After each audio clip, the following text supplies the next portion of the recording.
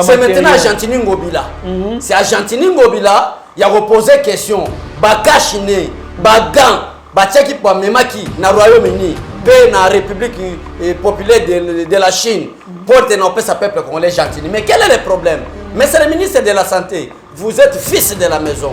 Vous êtes membre de l'IDPS. Vous avez compris c'est quoi la lutte de l'IDPS. Il est grand temps que le président de la République a quitté le ministère de la Santé. Mais c'est le ministre de la Communication, Jolino Makelele. Ceux qui ont lobby, vous devez travailler en collaboration avec le gouvernement dans le domaine de la santé. Ni Joseph Kabila Tiki comme meilleure gestion. Rien. Félix Tshisekedi Akuti, Bekol les Alakate. Félix Tshisekedi Akuti, Bopito les Alakate.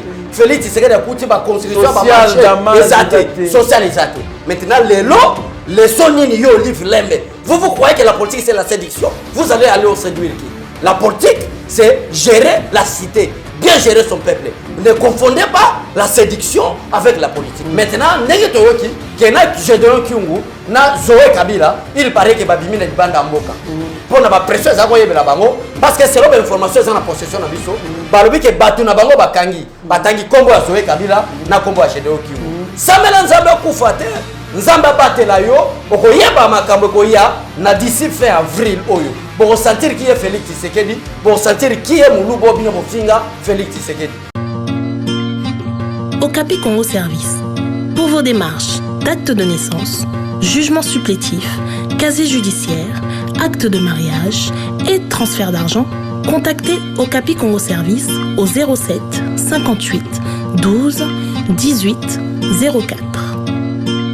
Okapi Congo Service, pour Nakosali Saba acte de naissance, jugement supplétif, casier judiciaire, acte de mariage, Pekotinda Mbongo, Benga Okapi Congo Service, na 07 58 12 18 04.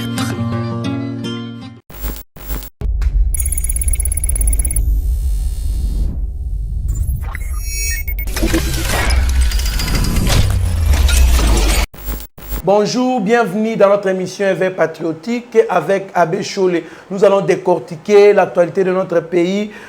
Coronavirus, vous avez eu déjà 81 cas. Or, d'habitude, mais c'est la première fois dans le Congo, tu as 65 cas, tu as 81 cas, et puis tu as enregistré le col à 9 morts. C'était 8 depuis hier soir, mais na tongo a mutu sorti au Koufa, 9e personne, il y a 3 guéris et puis nous allons aussi parler de maman Olive Oyo à Pessi, 400 kir, il y a chloroquine na inerbe na maboko il y a docteur Mouyembe. Alors on se demande beaucoup de questions, pourquoi pas ne pas à l'époque quand on gérait les pays construire ba hôpitaux et belé que ça de sorte que ba congolais dans ba conditions bien pour nako étouffer Babylone connaître ba circonstances exceptionnelles aux Ezobima. Écoute à hôpitaux il y a bien, écoute à Babylone à Kolia et belé, mais malheureusement à l'époque ils n'ont pas pu faire. Nous allons aussi parler d'Antonio Guterres. Oyo a annoncé déjà c'est en Afrique Oyo bakobanda vaccin contre le coronavirus. Pourquoi c'est mal l'Afrique? Est-ce les présidents africains vont-ils sacrifier la population pour 17 millions bakopesa na mboka surtout vaccin de quota? C'est ce que nous allons aussi parler de ça. On va aussi parler de Nemo Nansim Tolamika na Tonga Boye na avenue kuna ya côté à station ma campagne. Tout ce tora Boye ba adepte ya Nemo Nansim ba kangi ba bloquer avenue ba to ba kolekati. Et puis nous allons finir aussi na Bakata Katanga Oyo basalaki ba désordre samedi. Alors nous allons décontrer avec Abbé Cholé. Abbé Cholé, bonjour. Bonjour Ndekonanga Trésor Kandolo, bonjour na caméraman Abisso. Bonjour na bandeko nyonso ya Yeba TV, surtout peuple congolais o ba pesa ka confiance na zela ya Yeba TV kozala informer pour la situation mboka na bango toza malamu to lamuki kitoko mais kaka na mawa par rapport ya programme par rapport ya ba sommaire on ndeko nanga trésor a pesi boko comprendre déjà que kozala show koto corona koto yo livre lembe koto yo Nemo Nansemi koto Gédéon Kyungu. Tout ça, balingi va profiter à moi dans le moment où corona ezobima. Mais en réalité, tout l'amour qui m'a vraiment très posé ensemble pour le soutien de notre président Félix Tshisekedi et du peuple congolais. Moi, Mboka Abbé Cholé 81 cas. Outiko yo kanenge na outiko palola yango sikoyo.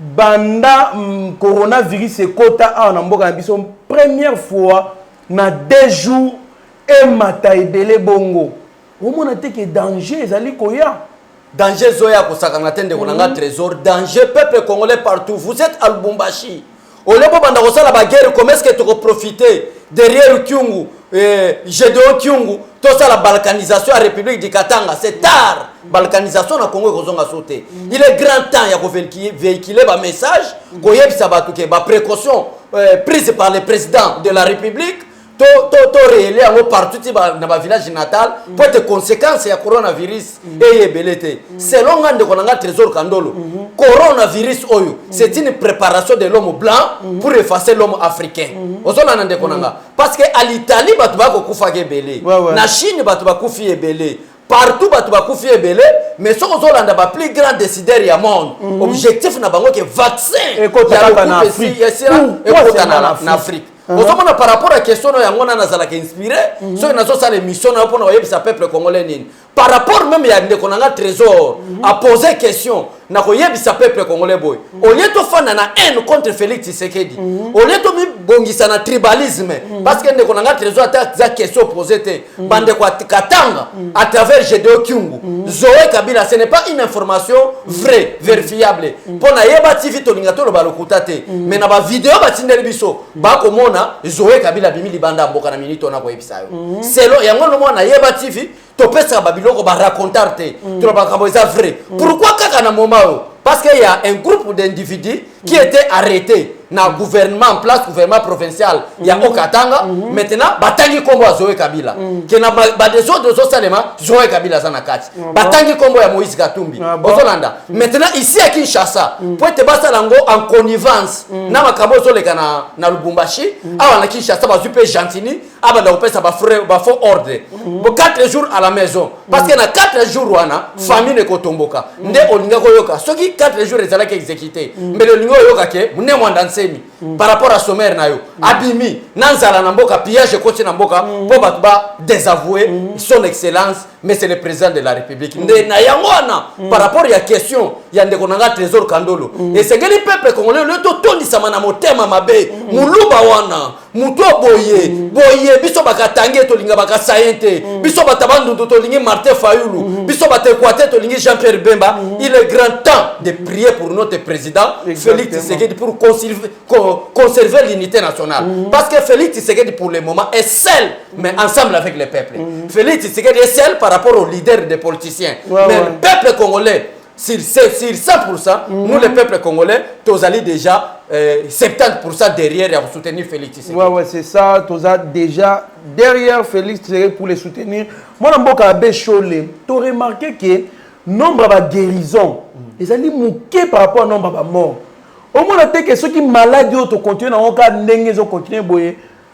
Tu sali constant, sur 12 personnes, 3 guéris, 9 morts. Donc, 1 sur 4 à Zokoufa. Si tu as vu 80 personnes, donc nous supposons que 20 personnes de Barobika, 60 personnes de Bakokoufa. Qu'est-ce qui ne va pas? Qu'est-ce qui ne va pas au juste? Pourquoi Batu Bakokoufa est belé? Pour n'aller au Kendele. Batu Bakokoufa est belé. Batu Bakokoufa est belé. Baza atteint. Baza atteint. Bakokoufa est belé.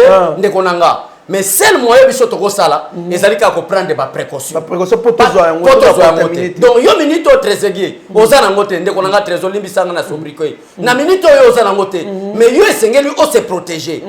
Que Makambouana est comme la yote. Mon frère, bande qu'on a vu sur Ozali Bandamboka, vous êtes aux États-Unis, vous êtes en Europe, peut-être vous avez quitté votre pays. Il y a 10 ans, il y a 20 ans. Mais qui chasse la belle, ce n'est plus qui chasse la belle. Kabila Boma Nyonso, qui chasse la place de la belle, qui chasse comme la poubelle, qui chasse la place de la sur la parfum, et comment on sur la poubelle. Il y a Popola, le corps a Kundi Bibembe, sur Mabe. Alors, vu conséquence de ce qui monde, ce qui est salé, baté, bino bande kwa poto, boya gokuta awa, batu Nyonso basili, na gokufa. Alors, peuple congolais, n'a pas insisté. N'a peut-être baté belende qu'on a un trésor. bakolo bake maladie oyo eza maladie moko mundele a créé eza maladie moko diabolique pona nga nazo benga ngo comme avertissement de Dieu face à la communauté internationale ba o bazana même ici na africain malgré ba conditions sanitaires na Afrique eza malamu te malgré tout cela metala na Europe vraiment lelo ba italien ba komi ko luka moyeba ki mabaya Côte d'Ivoire vraiment makambo eza na kobongwana nzamba ko sunga biso nzamba salaka avec l'intelligence qu'il a donné à l'homme nzamba salaka avec sagesse qu'il a donné à l'homme l'intelligence nzamba pesa na biso bato et sengeli biso tozo ba précaution pour être le boko na nzambe pe et monisa makasi na biso. C'est bon en tout cas mwana mboka Abbé Cholé naibité et pas na biso est-ce que bazo zo maladie au sérieux parce que kotala na Nigeria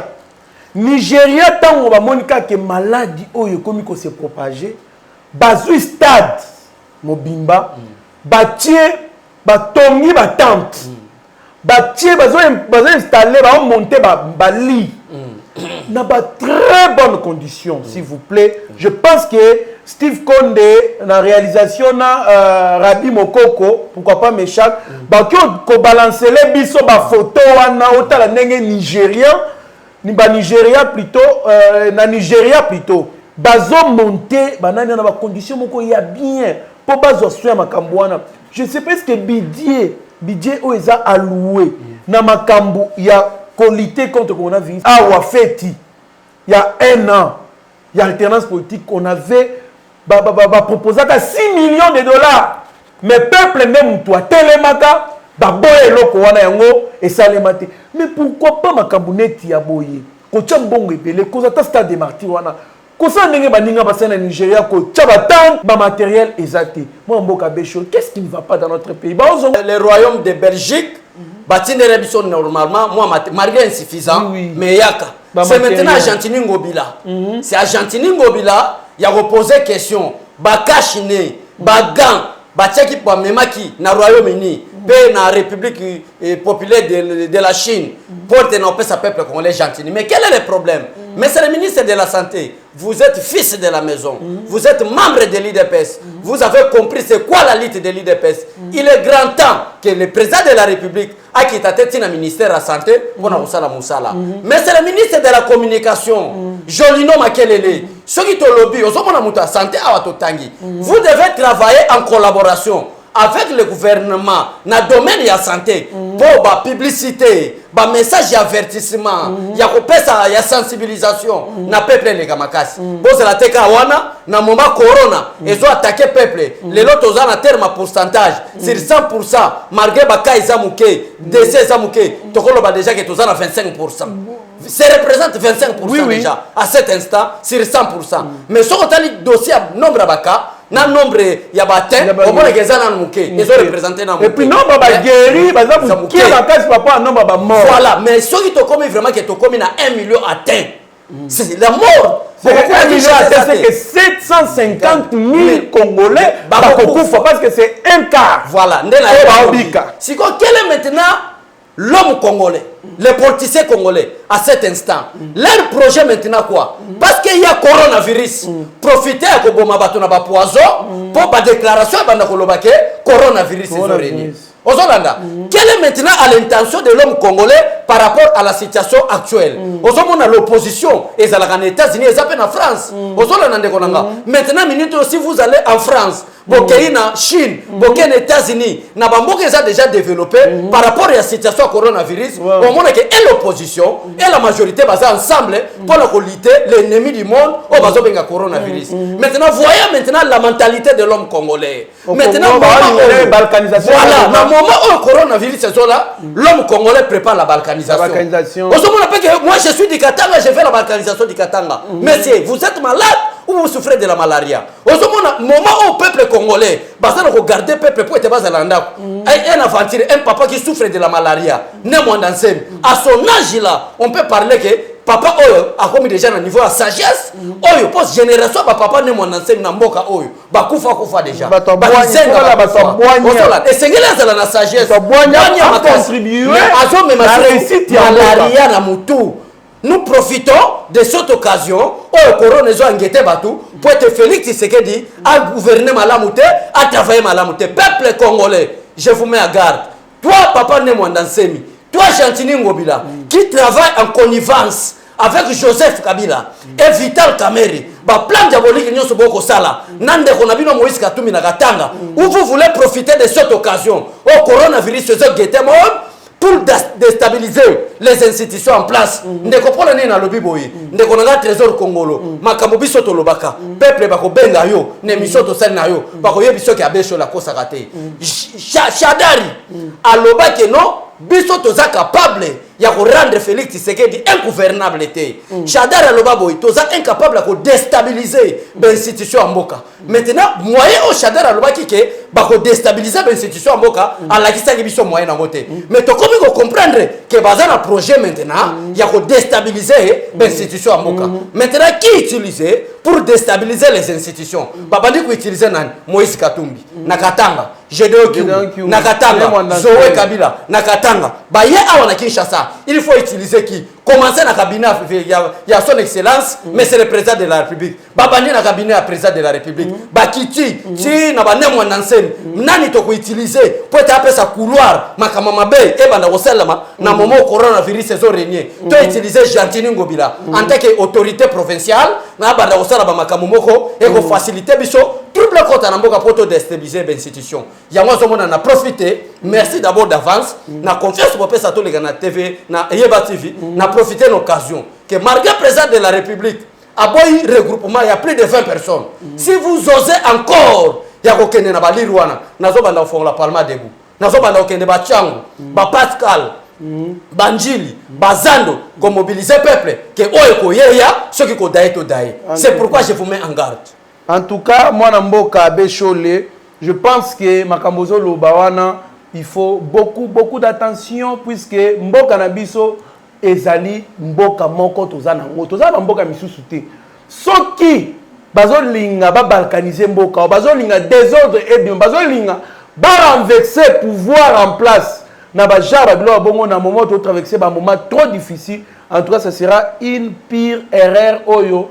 Tokotika ko limbisa mutu ata moko te parce que toi pour sa solidarité.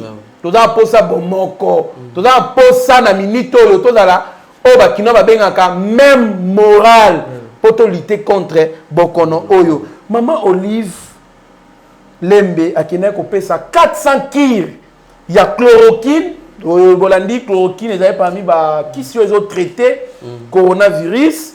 Chloroquine na biloko kolia apesi na inerbe na maboko ya docteur Muyembe. Alors moi na mboka Abeshole, je ne sais pas analyse na bino soit avis na bino na donation ya maman Olive oyo eza ndenge nini? Est-ce que ndoki so apesi biloko kolia o comprendre que mutu azana kindoki trésor apesi biloko kolia yo kolia.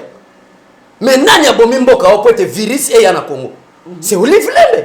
À travers son mari, Joseph Kabila. Batiki insalubrité incroyable dans le monde. Couche sur couche. Moule konoka batubako boka masuba libanda. Parce que bisika ufanani libanda. Badal. Nani abomi peuple Bongo? C'est Joseph Kabila. Qui est Joseph Kabila? C'est le mari de l'Olive Lembe. Alors, le mien d'Olive Lembe. Le mien Olive Lembe a les agini. Que na mboko ba yibi tamulai. Balinga baloba ke atato yibi metana to tonga hôpital. Cinquantenaire, ce n'est pas une infrastructure construite par Joseph Kabila. Cinquantenaire ezalaki depuis kala. Voilà, bango ba yeba tseka couleur à pembe na kosala ba publicité ko loba ke tala to tiki et cinquantenaire. Peuple congolais. Oyo Olive Lembe azo sala même Nzambe Nicolas azo regretter. Ozolanda parce que ba chloroquine wana pesa. Donc selon yo il fallait qu'il na moment ba ko gouverner ba tonga bo pito belé. Félix Tshisekedi a ko remplacer à la tête du pays Joseph Kabila.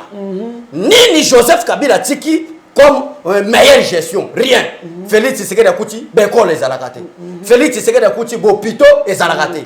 Félix Tshisekedi a kuti ba construction ba marché socialisate. Maintenant les lots les sonini yo Olive Lembe. Vous croyez que la politique c'est la séduction? Vous allez aller au séduire qui?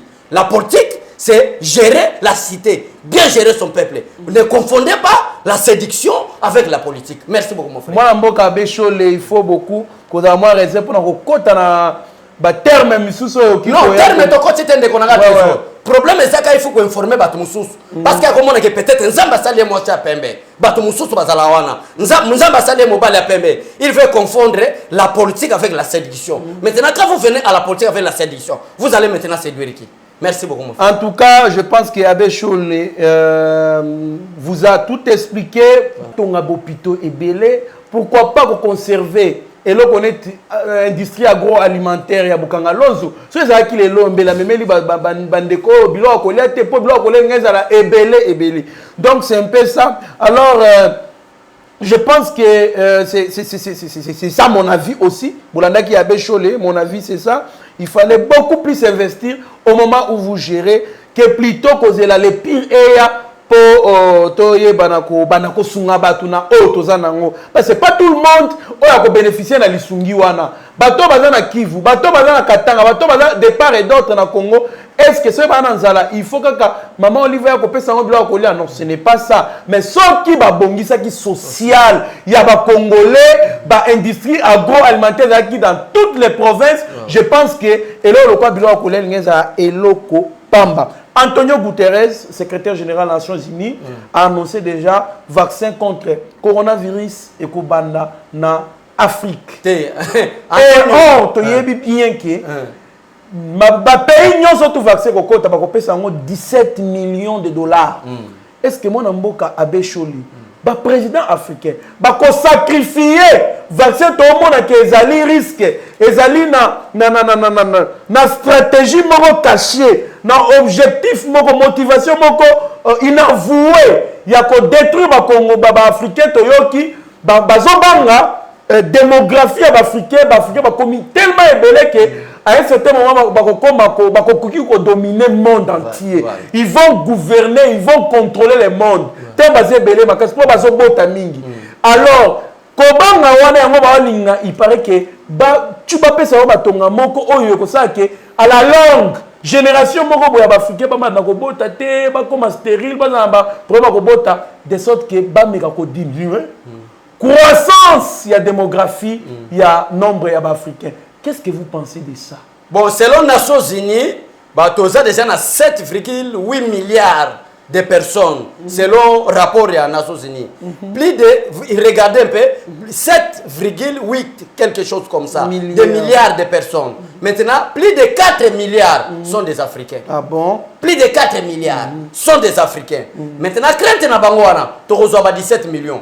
Pour bailler biso pe belé 17 millions on a soyé na Congo to kozwango mais pas na contrevaleur avec vaccin to roboya voilà to kotumba ba vaccin mais 17 millions et roya du fait que tozali sous-développé tozali na ba moyen parce que destruction ou tinde pas na bango to kozwa 17 millions mais vaccin mon frère trésor hormona ba modo de to bana ko pesa ko tumba ko brûler ba vaccin en Afrique ko legaté. Et vous les présidents africains ça n'engage que vous. Moi j'ai confiance à mon président parce que je suis congolais, je suis fier d'être congolais parce que à la tête du pays maintenant au Congo c'est Félix Tshisekedi. Muto ayebana na tata na maman. L'homme le plus sérieux. Moi ko trahir mbokate to ko 17 millions mais vaccin Antonio Guterres au kosi na mutu. Oyebi ki est Tshisekedi Félix. Tshisekedi Félix aza mwana Etienne Tshisekedi wa Mulumba. Na moment 2006, bayena candidat na bango na poche.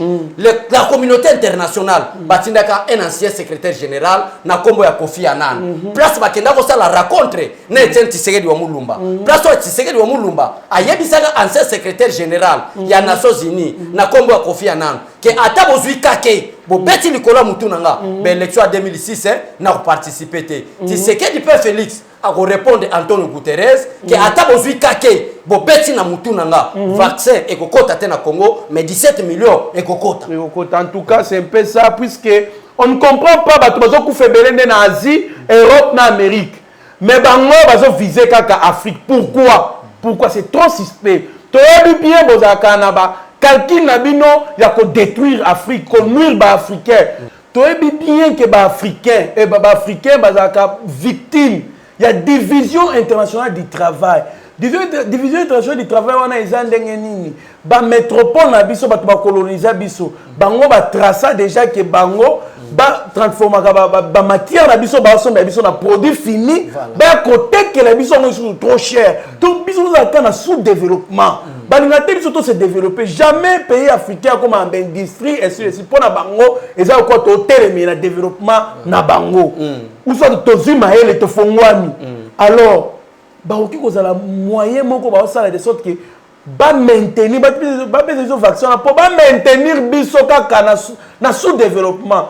En tout cas tout oyo biso to boyi. Voilà. Moi mboka be chole en tout cas na point wana je suis de ceux qui pensent que ba vaccin wana to kozo yango te. Wana me voto kufa ke to ndima ba vaccin wana. Wana même liwa même la mort me voto kufa ke to zo vaccin wana. Donc ekoti ko simba te na République démocratique du Congo pe et kokota te. Merci vraiment de votre en tout cas moi mboka abeshole concernant likambo semi na tongo ya lelo ne mwandansemi ba adepte na ye ba bimi na nzela ba kangi aveni kota station ma campagne kuna ba kangi aveni batu ba lekate mi tuke lekate et il fallait la police ya et panza bango ba gaz lacrymogène pour ba kini qu'est-ce qui ne va pas au juste mutu azo tenter donc un coup d'état à s'autoproclamant ensemble mais pourquoi le président ne dit rien? On ne peut pas s'en charger de lui. Te zana batumusu so s'occuper na ye na ba pays lokola ba africain to wuti na mboka moko des dictateurs ba bomi mboka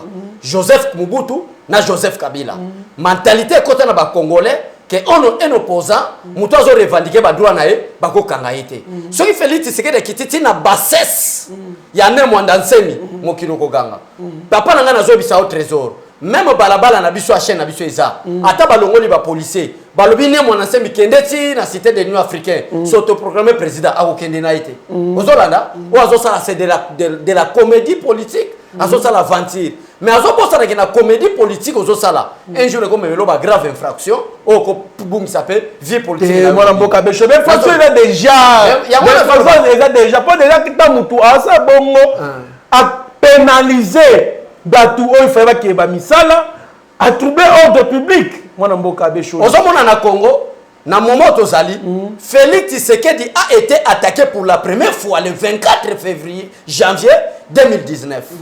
Oh yo kati ba kosaki ke antiba le kangi Félix ezalaki pe maleki munene ezalaki attaque jour wana ke Félix. C'était une attaque spirituelle. Spirituelle, je vous dis la vérité. Bandoki nyonso ya Congo, ba o bateka pouvoir coutumier na bango na Joseph Kabila bake ko sangana comment ko boma Félix Tshisekedi nzambe likolo alolaza peuple congolais aza témoin Félix Tshisekedi ozomona depuis azana pouvoir il n'a même pas 2 ans mais akutani na plus de 200 attaques terroristes pour baboma kaka ndabo mpuna pouvoir ya ba avion ya ba aéroport en Chili attentat raté je vous dis plus de 200 na moins ya 2 ans baluki Félix baboma.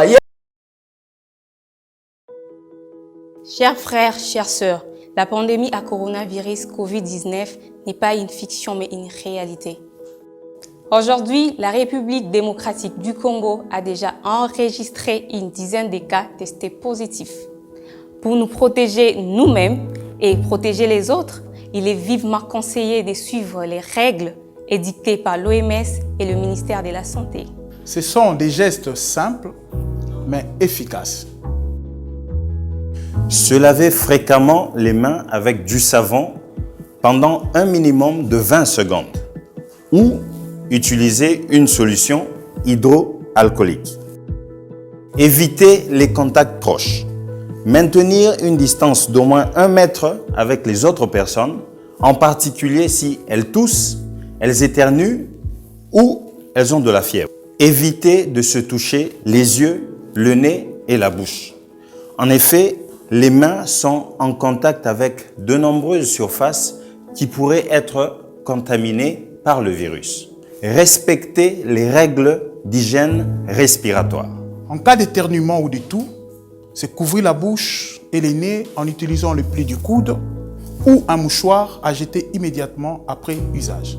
Il est recommandé le port de masques pour les personnes malades et le personnel soignant.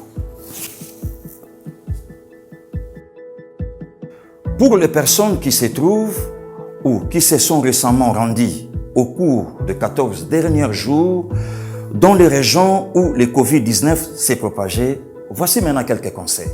Si vous commencez à vous sentir mal, même si vous n'avez que des symptômes bénins comme des maux de tête ou un faible écoulement nasal, restez chez vous et contactez les numéros recommandés par le ministère de la Santé. Seulement en cas de fièvre, de toux ou de difficultés respiratoires, consultez un médecin sans tarder, car il peut s'agir d'une infection respiratoire ou d'une autre affection grave. Covid-19, ndanayo na Congo, na kusukisa yo. Tous contre le Covid-19.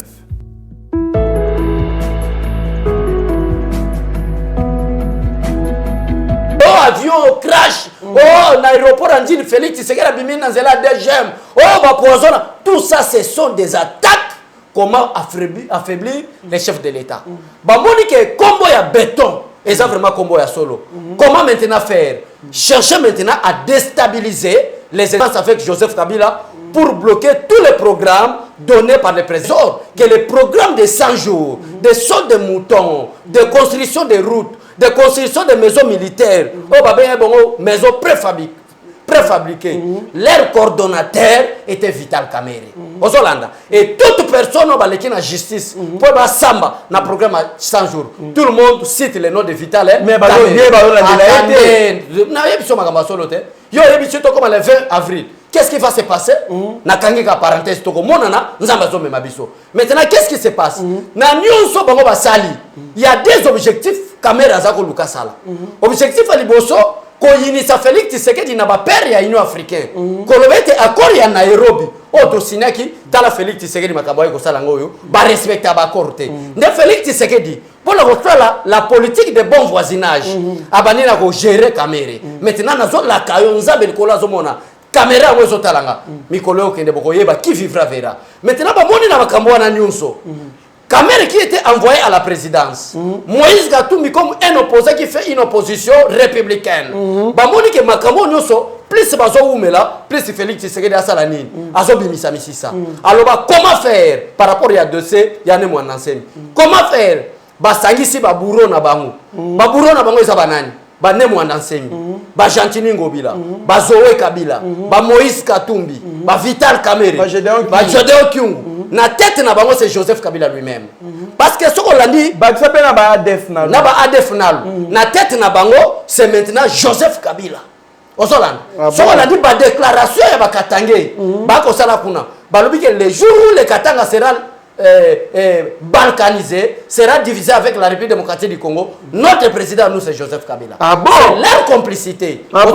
Maintenant, comment est-ce que tu peux réaliser ma complicité? On a un objectif, toi tu as troublé. Comment tu as troublé? Ne moi danser, me profiter kotoyo. Yo, Ngobila, pesa moi d'autres. 4 jours, malgré ma reporter, parce que le chef de l'État avait instruit à travers le ministre de l'Intérieur que ça c'est la bassesse. Vous voyez mon frère, Yokoto na Katanga, Kyungu, Yobabima na balabala. Nani annulé nani confinement na Katanga. Confinement ba annulé mais ba blamende le gouverneur par le ministre de l'Intérieur. Na reporter lui-même le gouverneur. Donc, le gouvernement central de Mteboy qui est fait le d'ailleurs, ce n'est pas à vous de confiner des gens pendant 4 jours. Ce n'est pas d'abord de votre compétence. La compétence vient du gouvernement national sur proposition des autorités sanitaires qui s'occupent d'un dossier de coronavirus. Mais toi, tu es qui? Ngobila Gentini. Bon, problème est que tu es Ngobila.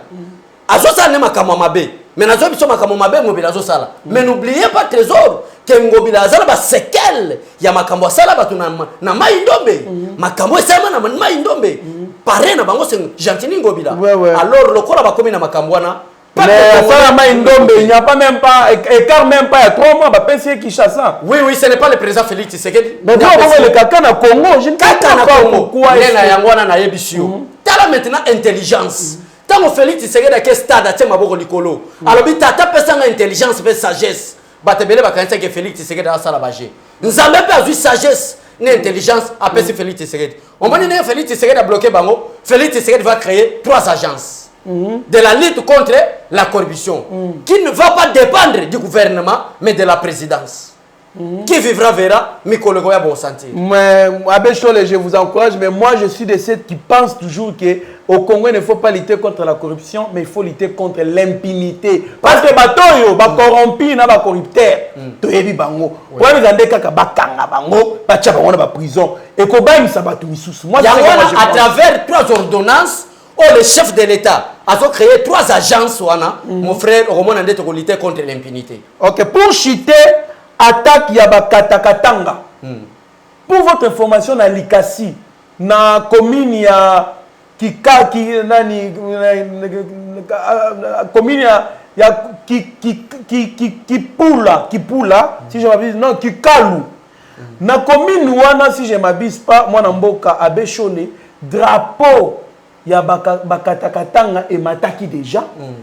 Drapeau wana ya rouge, blanc, ezalina rouge, blanc, vert, ezalina ba cuivre, ba cuivre pour na kolakisa ke non drapeau ya République du Katanga.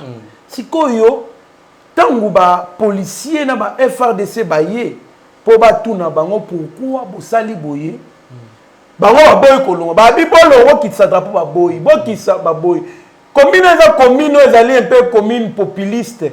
Commune ya ba cité, vous comprenez pas kinga bois ba commune mo bato baza ebele.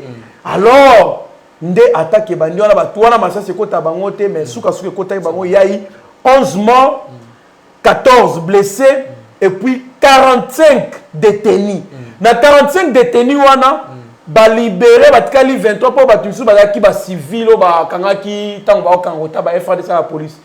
Qu'est-ce qui ne va pas? Le même jour, na Lubumbashi na Tongo ba attaquaki, na Kasumbale ça va attaquer kota ba Likasi également. Or Gédéon Kyubabi azana ndaku na ye na golf ndako mutapesa yango Joseph Kabila. Mais tant on a mais na ndaku wana sikoyo, na ndaku wana sikoyo, babi batali il paraît azate alimwe ya gane ba kisa. Alimwe te. Qu'est-ce qui ne va pas? Ali Gédéon que président Tshisekedi aza trop large na batu. Non. Pourquoi ne pas pour Moutombo c'est un danger pour la République? Il faut l'arrêter, sa place est en prison. Maintenant bino bozako lobake muluba kozwa pouvoir te. Quand nazo ba bino na lobi yote. Na lobi la majorité abatu. Muluba kozwa pouvoir te. Muluba konyata bino lokola nkayasa, muluba za mutute soko tikeli lopango, ba konyata lokola nkayasa. Maintenant les mêmes muluba amemeli batu bolingo, amemeli batu compréhension, amemeli batu paix, amemeli batu réconciliation nationale. Bino ba congolais, bokomi koloba Félix Tshisekedi.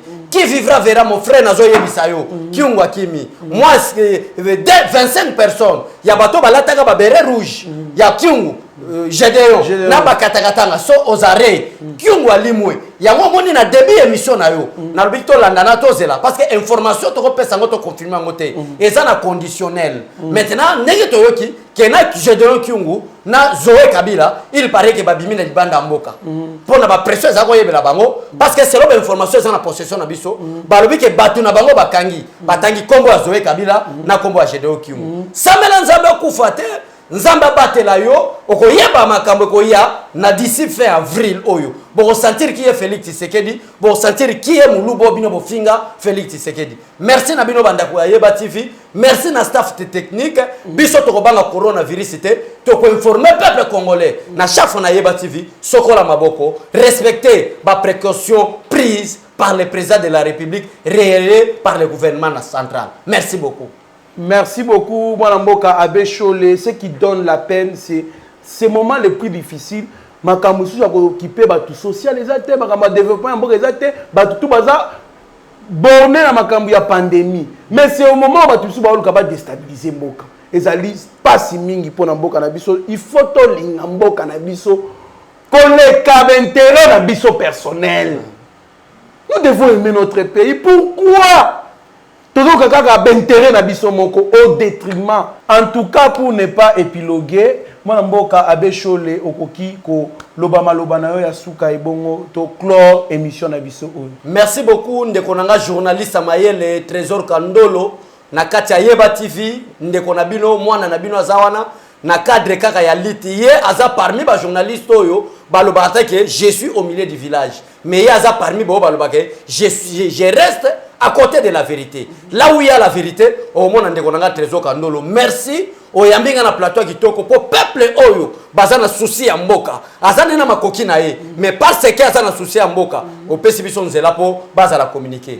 Peuple congolais, bozala calme. Par rapport à Bémission Tosali, Batebele agité, Félix Tshisekedi Boy, Nana Koyeb Sabino Lelo, Nanzela Yeba TV. Félix Tshisekedi n'est pas n'importe qui. Félix Tshisekedi, c'est quelqu'un qui a les ouins. Or, la parole de Dieu même déclare, ne touchez pas à mes ouins. Toute personne qui oserait toucher Félix Tshisekedi, Arosana Bilakeli Benaye. Félix Tshisekedi, Azarama Kamamalam, Alinga Kutarango Liboso, Azumboka Oyo, école les athées, Baban école les athées, démocratie fandité, dictature likolo na nyos, Félix Tshisekedi, Nde Tshisekedi, a orienté Mboka Mboka Kende Liboso. Bosa la calme, mais yo, Kyungu Gedeyo, yo Zoé Kabila, yo Joseph Kabila, yo Moïse Katumbi, yo Jantini Ngobila, yo ne Mwandansemi, na ba complicité boko sala. Bozo kanisa ke boko monter coup d'état contre les institutions en place, contre le régime de son excellence Félix Tshisekedi. Jura boko eze comme le maqueto sala coup d'état. Jura na boko regretter pourquoi terme coup d'état et ça mino konabino. Parce que bisoto ko supporter te, bisoto vivre na se, bosa la biso président mabe. Nzamba pambola mabota nyoso, bozala na kimia. Nzambe o apesa ka kimia elekima yele nyoso mokili. Ba kimia ozana ba famille na biso na kombo ya bokonzi mboka pe na kombo ya peuple congolais. Amen. Botikala na kimia. Merci beaucoup mwana mboka Abbé Cholé, bozaki ebele pour la émission Oyo to pesibino ba actualité ya mboka na biso. Il y a une information qui est en train de circuler. Il paraît que le président Félix Tshisekedi azali gravement malade na coronavirus, a évacué na Belgique. Je vous dis c'est faux et archi faux. Information nezali ya lokuta. Alors pour la mnaka barimé en réseaux sociaux te batu babenga ebele pour retourna fiabilité il y a information là, mais je vous dis, je vous assure, ezali ya lokuta, le président de la République est bel et bien en bonne santé. Le jeune Goma le pétrolier, merci. Mon vieux et grand frère Bibert Chimbalanga, merci. Messieurs Mapendano Kasereka, Josué aux États-Unis, merci. Mon grand frère Jacques au Canada, merci. Bozali tellement ebele, Élisée Walesa, Yvonne Mayasi, Bozali ebele, Sami MTC, BBC, Bozali tellement ebele, merci Nabino tout bo soutenir biso, bo encourager biso, maman Céline aux États-Unis, maman Claudine en France, Bozali tellement ebele, merci Nabino surtout bo pesa biso attention, papa Jean Abeni. En tout cas, vous allez brancher sur notre chaîne, vous ne serez en aucun cas déçus. Mieux vaut être maître de son silence que plutôt esclave de ses propres mots. Merci.